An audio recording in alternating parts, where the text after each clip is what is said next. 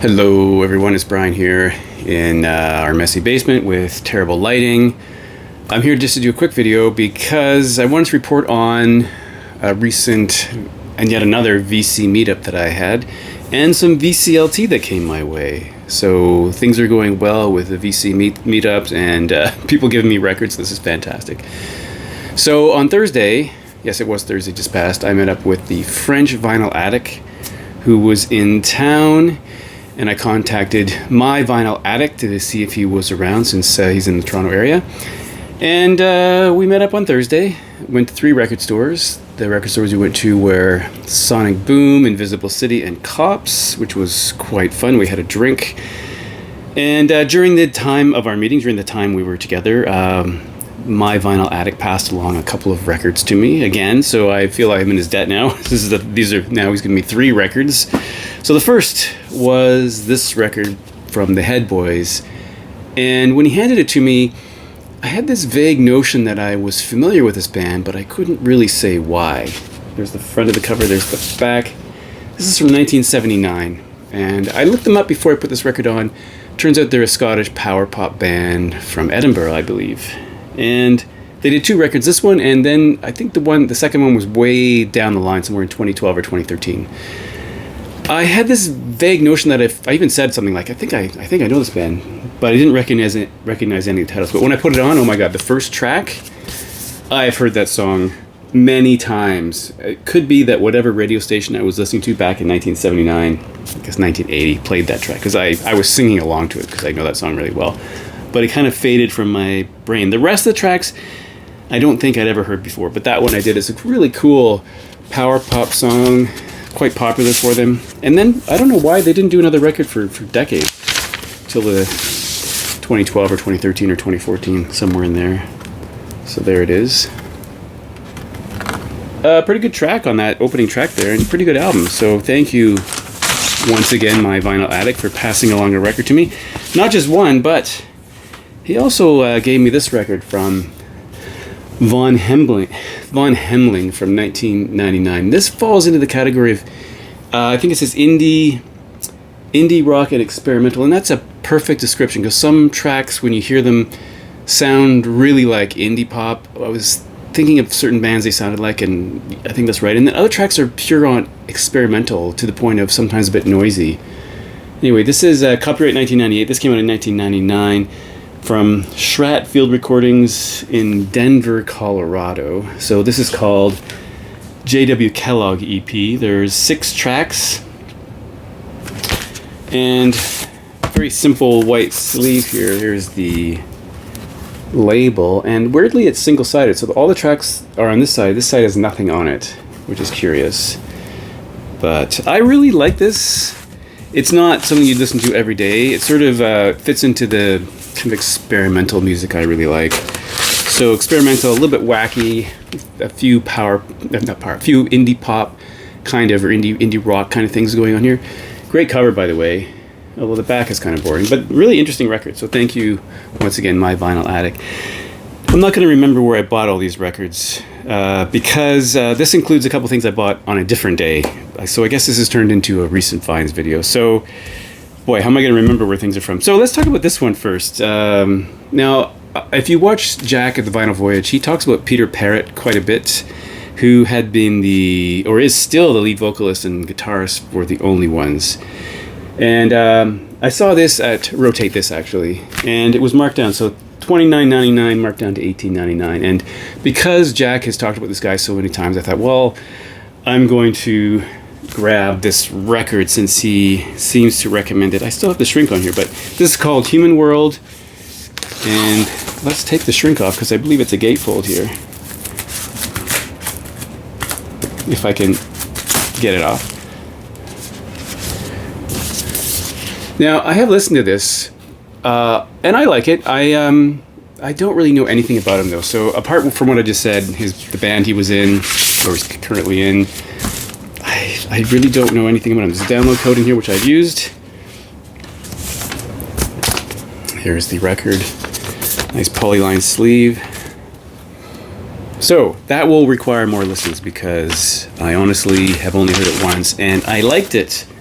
So for that price, I thought I would take a chance, and I think it's pretty good. So I will investigate him more fully. Where did I buy? I can't remember where I got things now. So I don't know where I bought this, but this is very recent, and something I should have had a couple of years ago because it came out in 2022, and I just didn't get it. Although I love this band, this Metric. This is Formentera, which I've heard, and I don't know. I haven't picked this up, and I haven't picked up Formentera 2, which I believe might be the only two that I'm missing. And these are, I've talked about this band before. They're some people call them a new wave revival or post-punk revival, new wave synth pop band out of Canada. Singer Emily Haynes, originally from Broken Social Scene. She has some solo stuff out. And this is the limited edition blue vinyl it came from. I think this was sold on their website. So, a really good record. They honestly are consistently great, to be honest, in my opinion. They just continue to put out some really, nice, if you want to call it pop, new wave music. I think it's really good. So they are just consistently good. So that is Metric.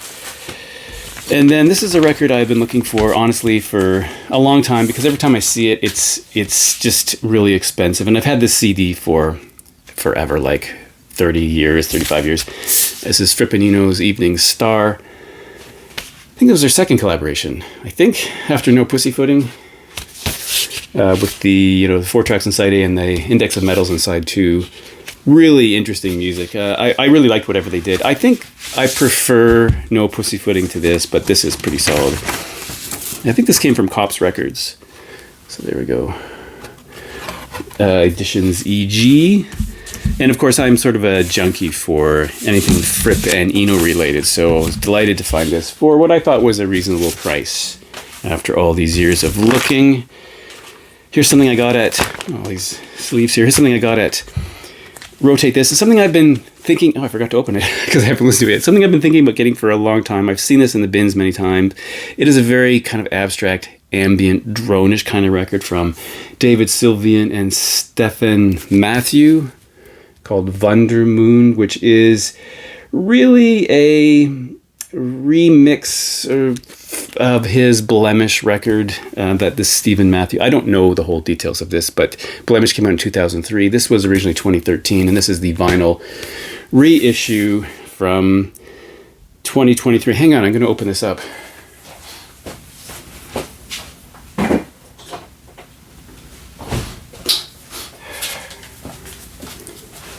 All right, let's just open this up. I think it's on clear vinyl.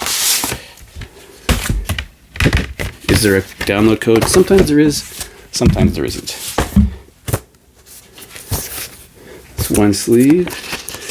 This is not like your classic David Sylvian record. It's a bit abstract.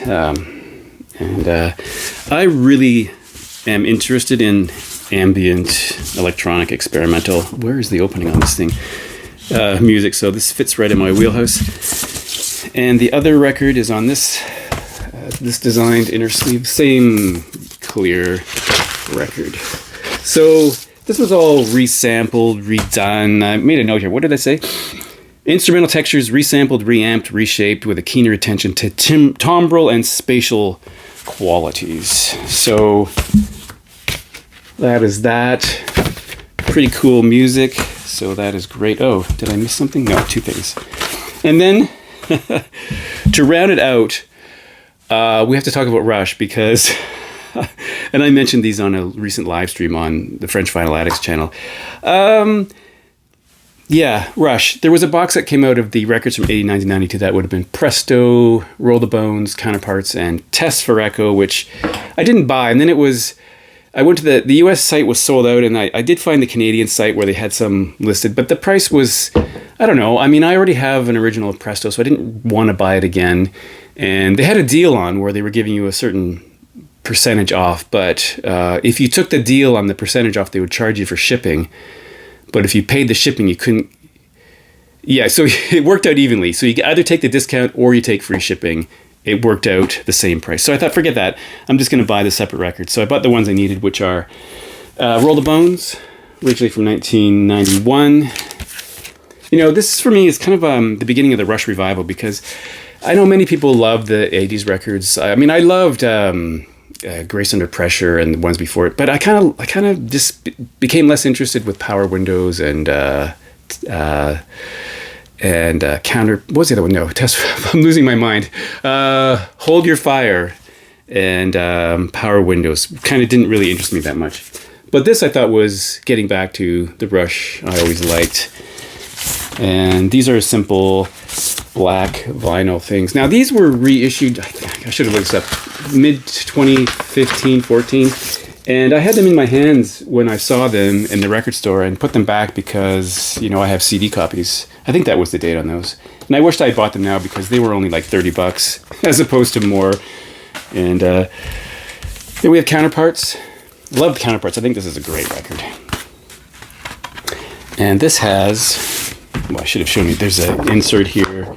And there's 2 black pieces of vinyl. And the second one has an etching. Side 4 has this, which you may be able to see there, this etching. Anyway, I think Counterparts is a really good record. One of my, I think it's right up there. Much better, if you ask me, than Power Windows and Hold Your Fire. And finally, the kind of like the white whale in my collection, because if you had watched any video I've done, a couple times I'd mentioned the fact that in Boston, I made the mistake of buying a counterfeit record in this record store. This is the counterfeit copy of Rush's Test for Echo. And I should have realized it because the image isn't even crisp.